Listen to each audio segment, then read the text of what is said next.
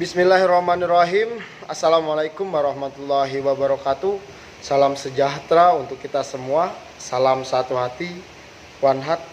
Perkenalkan, nama saya Marfuad ST, asal sekolah SMK Putra Pangkalan Bun. Di video kali ini saya ingin sedikit menjelaskan tentang salah satu alat ukur, yaitu alat ukur bore gauge. Apa fungsi dari bore gauge? Bore gauge berfungsi untuk mengukur kausan diameter dalam silinder. Nah, terdiri apakah dari alat ukur bore gauge itu sendiri? Pertama, alat ukur bore gauge itu terdiri dari tangkai bore gauge. Ini yang disebut dengan tangkai bore gauge. Yang kedua, terdiri dari dial indikator atau dial gauge. Ini adalah dial indikator. Nah, dial indikator ini memiliki dua jarum. Yang pertama jarum kecil dan jarum besar. Jarum kecil ini menunjukkan angka skala utama dan jarum besar adalah skala nonius. Yang terakhir adalah rod and fill dan whizzer. Nah, rod and fill ini memiliki ukuran, panjang pendeknya memiliki ukuran. Yang pertama, ukuran paling kecil adalah 35 mm sampai 60 mm. Dan sebelahnya adalah whizzer. Whizzer ini memiliki ketebalan berbeda-beda, 0,5 sampai 3 mm. Nah, bagaimana menggunakan alat ukur bore gauge ini? Sebelum kita menggunakan alat ukur ini untuk mengukur sebuah silinder, ketika terdapat kausan, kita satukan dulu antara tangkai bore gauge ini, dengan dial indikator. Cara pertama, kita masukkan, ini ada dua katup, kita masukkan yang di atas. Oke, kita masukkan seperti ini. Nah, kendorkan dulu. Kita masukkan. Nah, pastikan jarum kecil itu bergerak ke angka 1. Set. Nah, ke angka 1. Oke. Kita kamera dekatkan ke angka 1. Nah, kalau sudah di angka 1 seperti ini, oke, di jarum kecil kita utamakan ke jarum kecil angka 1. Kita lihat pelan-pelan. Nah, jarum kecil sudah di angka 1, kita kunci. Nah, ketika sudah jarum kecil di angka 1, di jarum atas karena ini bergerak, kita kalibrasi ke angka 0. Oke, nah ini langkah pertama sudah kita selesaikan. Menyatukan antara tangkai bore gauge dengan dial indikator. Langkah pertama, jarum kecil ke angka 1 dan garis panjang ke garis 0. Nah, setelah seperti ini, kita menentukan rod and fill dan whizzer. Nah, sebelum menentukan ini, kita ukur dulu silinder ini menggunakan jangka sorong. Jadi materi jangka sorong. Nah, di sini ada satu soal yang sudah dikerjakan. Kita ambil salah satu contoh aja. Ketika jangka sorong ini telah diukur memiliki ukuran diameter 50,20 mm. 50,20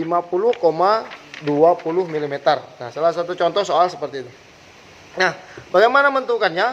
Whizzer dan rod and fill. Karena sudah satuannya adalah 50,20 mm, kita menggunakan rod and fill 50. Karena kalau menggunakan 55 kelebihan, menggunakan di bawahnya 45 kurang panjang. Jadi kita menggunakan rod 50. Rod and fill-nya kita menggunakan 50. Nah, 50 karena satuan ukurnya kita adalah 50,20. Kita gunakan yang 0,5. Jadi ini sudah cukup karena melebihi dari ukuran jangka sorong. Nah, cara menggunakannya kita lepas dulu bawah whizzer, kita masukkan whizzer di bagian belakang seperti ini. Ya, di belakang. Oke, kita masukkan.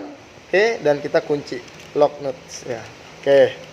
Nah, bila sudah seperti ini sudah bisa kita gunakan ke sebuah silinder yang tadinya sudah kita ukur menggunakan jangka sorong. Nah, salah satu contoh soalnya tadi, yaitu kita lihat ketika menggunakan kita ukur sebuah silinder Ini ada sebuah silinder, kita contoh, kita ambil sumbu X. Oke, pastikan, oke, perhatikan di jarum. Pastikan kita kiri ke kanan, A, anggap saja A. Ini A, B, C gitu ya. Kita ambil posisi paling jauh. Nah, oke. Set, kita gerak, set, posisi paling jauh, tek, 1,4. Nah, ini kita catat. Nah, salah satu contoh sudah kita catat ini.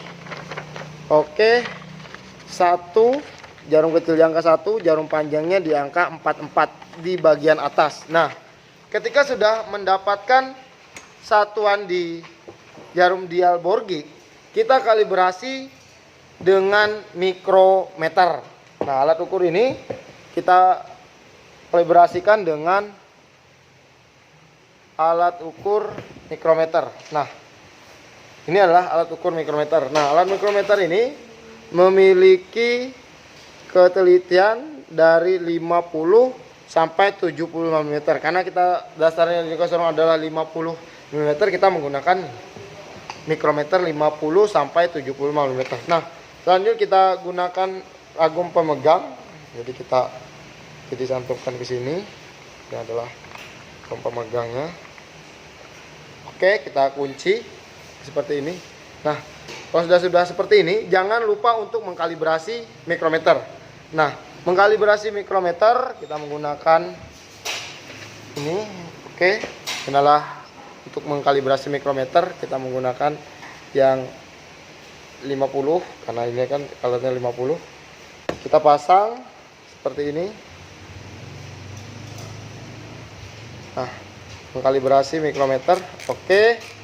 Nah, yang dikatakan kalibrasi, jarumnya sudah di garis ini ke lurus di garis 0. Nah, kalau sudah seperti ini di garis 0, langsung kita kalibrasikan ke Borgig. Nah, ketika Borgig ini, catatan yang pertama adalah 1,44, jarum panjang kecilnya ke 1, jarumnya ke 44. Nah, jadi seperti ini.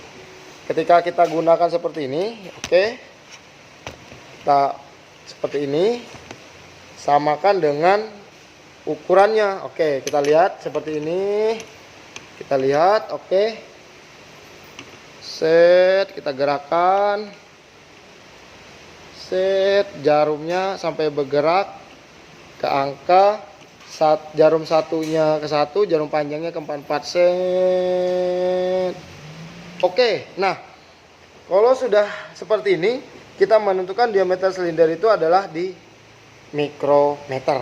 Nah, mikrometer menunjukkan angka 50,20 meter. Kita kunci, kita catat seperti ini. Nah, baru kita catat hasilnya di sini.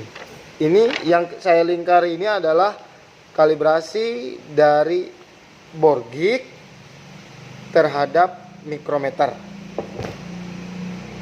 Mendapatkan hasil di bagian atas 1,44 dikalibrasi ke mikrometer menjadi 50,20 mm.